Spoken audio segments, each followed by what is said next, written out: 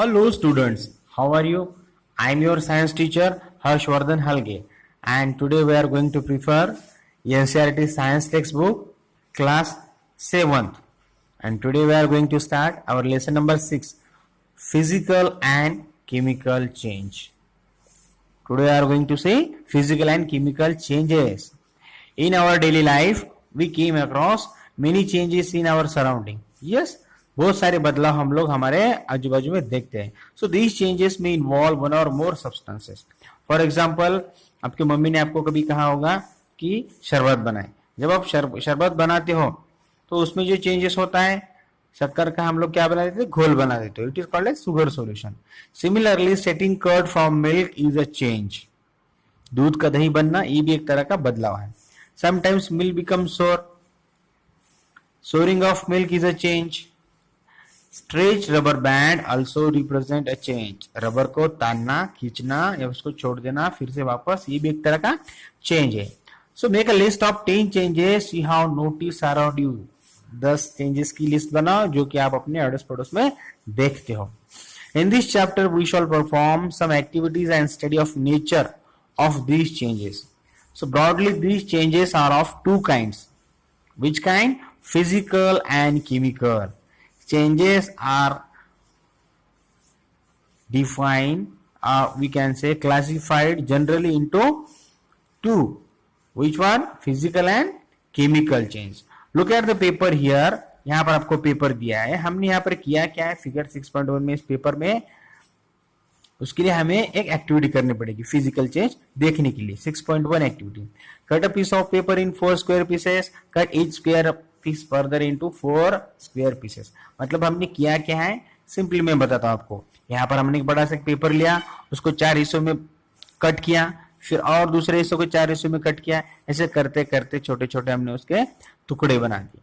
अब होगा क्या, the pieces acquire the shape of the original piece of paper. अभी बताओ, lay this piece on the floor on the table that pieces acquire on the shape of the original piece. मतलब हमने 1 floor size का paper लिया था, उसके हमने छोटे छोटे टुकड़े किए. अब obviously you can not join the piece back to make the original piece. अब ये जो हमने इतने सारे टुकड़े बनाए, अब इसको हम लोग इसको ज्वाइंट तो नहीं कर सकते. आप फेविकॉल की बात मत करना, लेकिन अब इसको ज्वाइंट कर सकते कि अपने आप नहीं कर सकते, पहले जैसे नहीं बना सकते. But is there any change in the property of paper. आप बोलेंगे सर ये क्या है, मतलब पेपर पेपर ही रहा ना, पेपर की जगह कोई गुलदस्ता तो नहीं हो गया, पेपर का कोई कार तो नहीं बन गई, नहीं बनी ना. तो पेपर पेपर ही रहा, भले हमने उसको 2 हिस्सों में बांटा हो, 4 हिस्सों में बांटा हो या उसके 50 टुकड़े की हो, पेपर पेपर ही रहा. ओके. अब हमें एक्टिविटी 6.2 करनी पड़ेगी. Collect the chalk dust lying on the floor near the chalk board in classroom. Crush a small piece of chalk into dust, add a little water to the dust to make paste. Roll it into the shape of a piece of chalk and let it dry.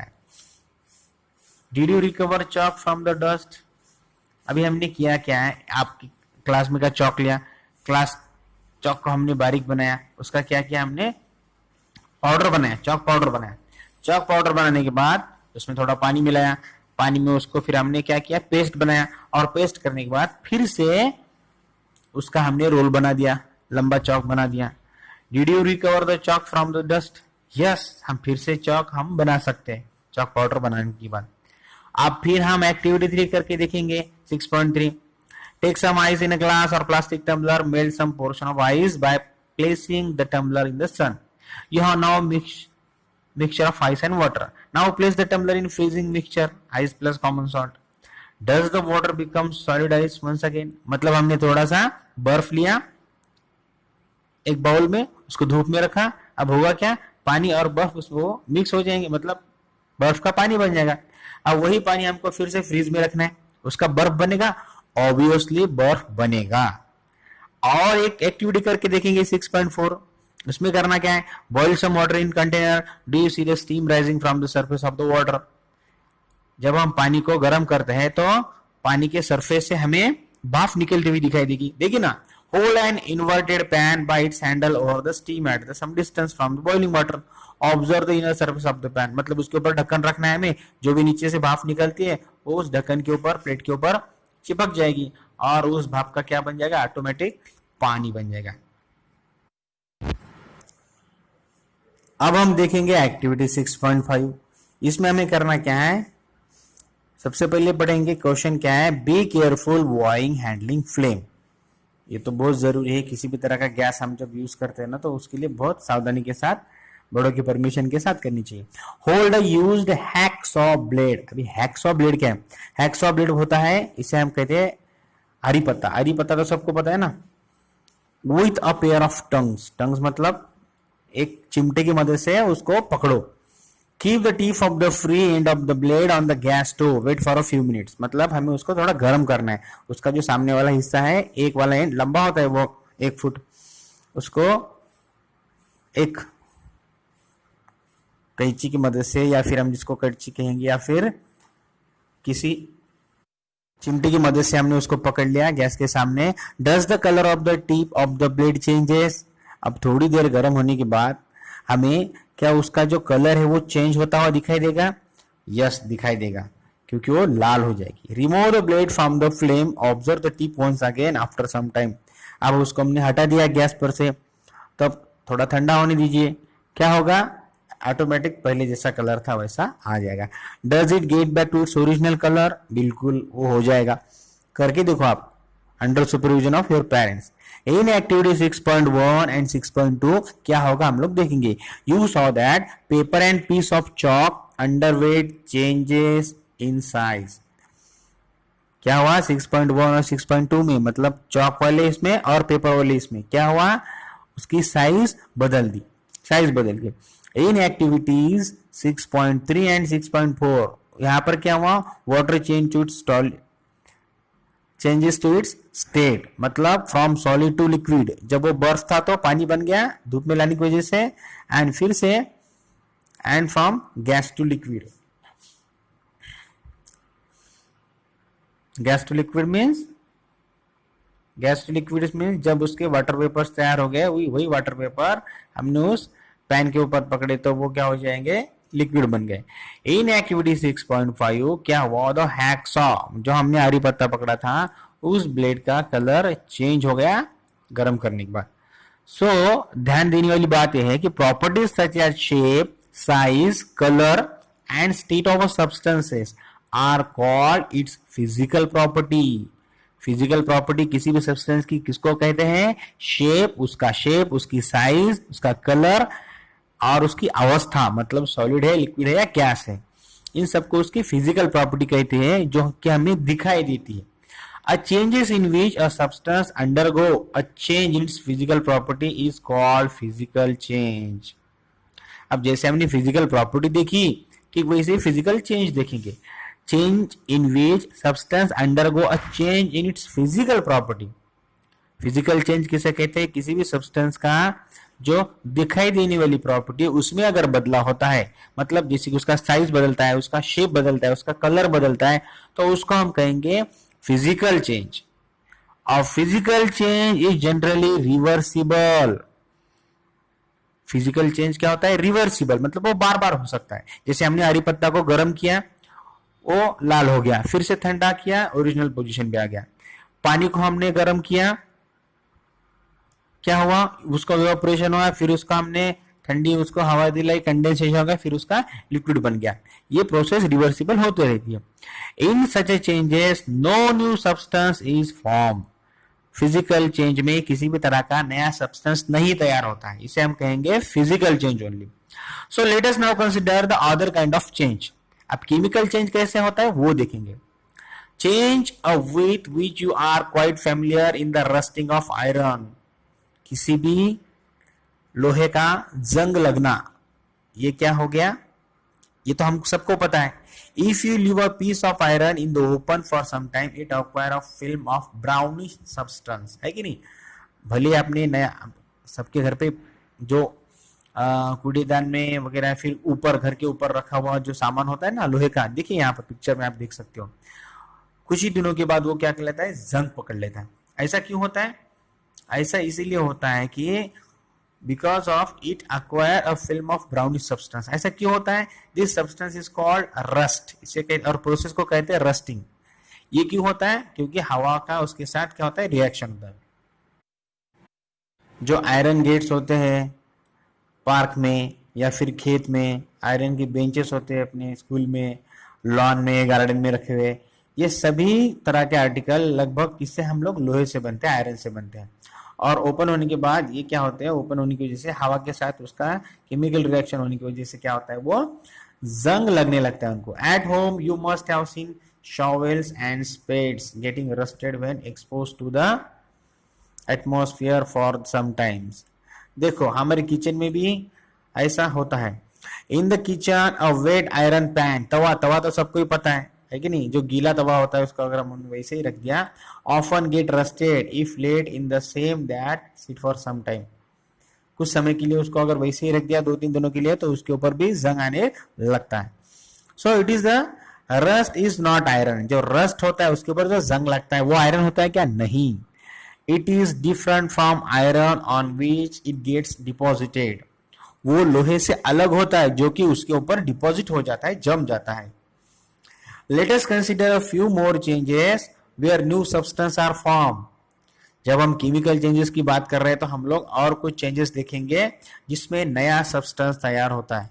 उसके लिए activity 6.6 करनी पड़ेगी। ये सिर्फ teacher ही कर सकते हैं, to be demonstrated by the teacher. इसके लिए हमें सूचना भी दी है कि it is very dangerous to look for long time to the burning magnesium ribbon. The teacher should advise children not to share the ribbon, not to stare at the burning ribbon. उसको ऐसे घूर के नहीं देखना चाहिए जब वो magnesium ribbon जल रही हो। Okay, get a small piece of thin strip of ribbon of magnesium. ये आपको कहीं नहीं मिलेगी, लेबोरेटरी में ही मिलेगी, under the supervision of your teacher, science teacher. Clean it strip with the sand paper, bring the tip near the candle flame, it burns with the brilliant white light. होगा क्या, जब हम उसको कैंडल के सामने रखेंगे तो इस तरह से मैग्नीशियम की रिबन ऐसे जलने लगेगी और इतनी जोर से कि सफेद व्हाइट कलर के हमें फ्लेम यहाँ पर दिखाई देने लगेंगे। आप लोग यहाँ पर देख सकते हो पिक्चर में। फिर देखिए, when it is completely burned it leaves behind a powdery ash। जब वो पूरी तरह से जल जाती है तो पीछे क्या बचता है, पाउडरी एश, मतलब राख बचती है। Does the ash look like the magnesium ribbon. अब ये जो बची हुई राख है वो क्या मैग्नीशियम रिबन की जैसी दिखती है, नहीं, बिल्कुल नहीं दिखेगी। Changes can be represented by the following equation. देखो यहाँ पर इक्वेशन दिया है, magnesium Mg plus oxygen O2 it gives magnesium oxide MgO। मतलब जब मैग्नीशियम का कांटेक्ट होता है ऑक्सीजन के साथ, क्या होता है, इट गिव्स मैग्नीशियम ऑक्साइड। क्या मिलता है हमें, it gives magnesium oxide. Okay, the equations here are different from those in mathematics. जैसे मैथमेटिक्स में डिफरेंट इक्वेशंस होते हैं ना, यहाँ से अलग है। In equations of this kind arrow implies becomes. चलो मैंने पहले आपको बताया था, इट बिकम्स, इसका मतलब होता है it becomes. No attempt should be made to balance chemical equations at this stage. यहाँ पे हमें किसी भी तरह की इक्वेशन को बैलेंस नहीं किया है यहाँ पर सिर्फ आपको समझने के लिए ये रिएक्शन दी है। Magnesium plus oxygen it gives magnesium oxide. चलो, let the ash and mix it with a small amount of water, stir the mixture, aqueous solution will test the mixture with blue red litmus paper। अभी हमें यहाँ पे ये जो राख है उसको पानी में डालना है, उसको स्टीर करना है, उसको रेड लिटमस से टेस्ट करना है, blue and red litmus paper से। does the mixture turns red litmus blue। होता है क्या यहाँ पे, रेड वाला लिटमस ब्लू होता है क्या, ये वाला क्वेश्चन है हमारे पास।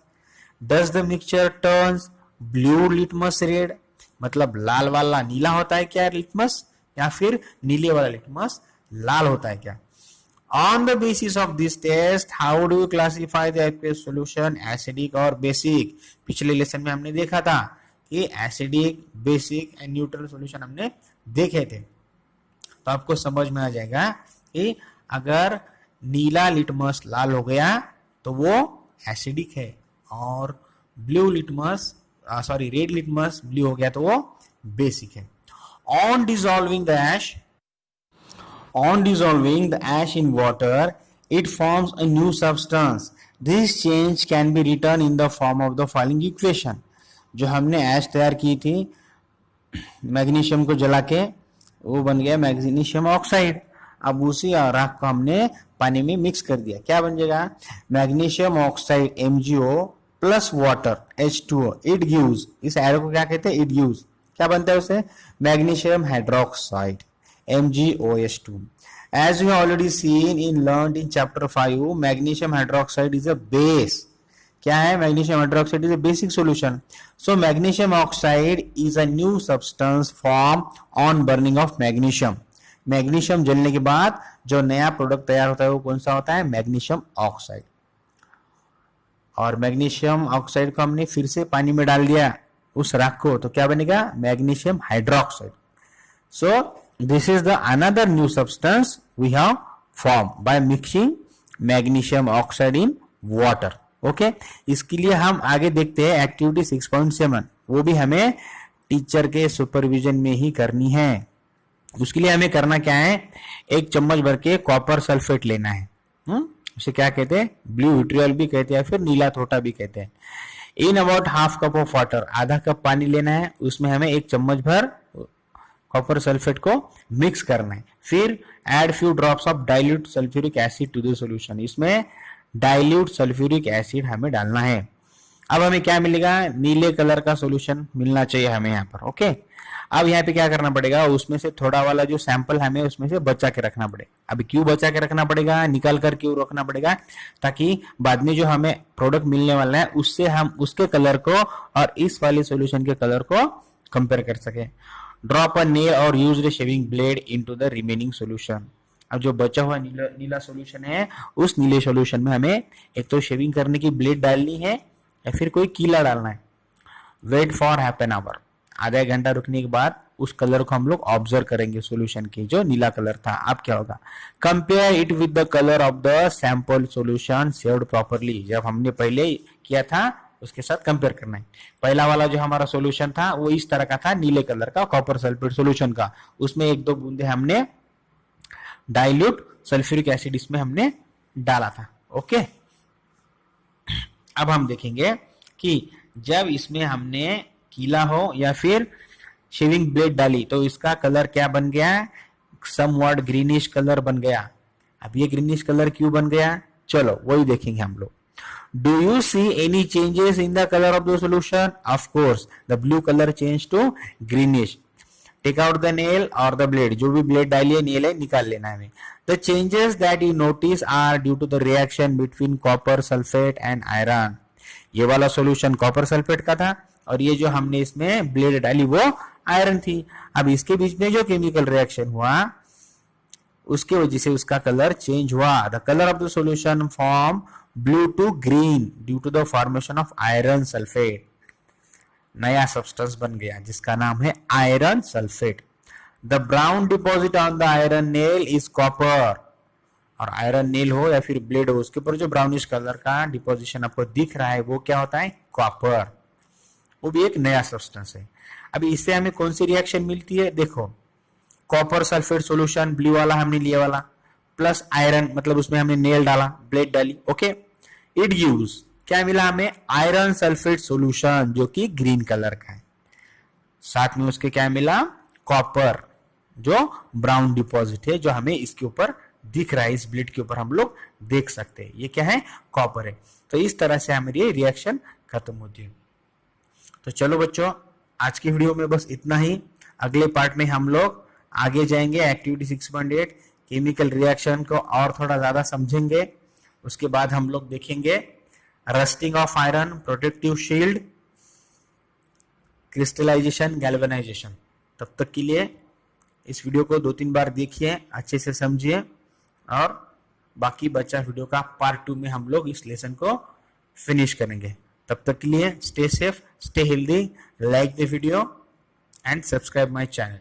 Share this video also to other dear friends. Thank you.